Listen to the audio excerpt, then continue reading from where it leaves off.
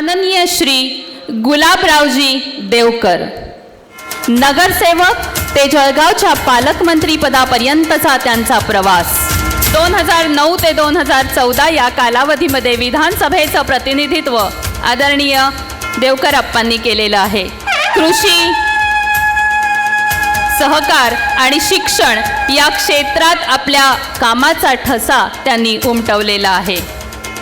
जळगाव शहरात शिरसोली रस्त्यावर Gulabrao Deokar college of pharmacy, engineering तसंच पॉलिटेक्निक नर्सिंग असं त्यांनी सुरू केलं आणि विद्यार्थ्यांना योग्य दिशा देण्याचं काम त्यांचं सुरू आहे. त्यांना भरघोस अशा शुभेच्छा देऊया.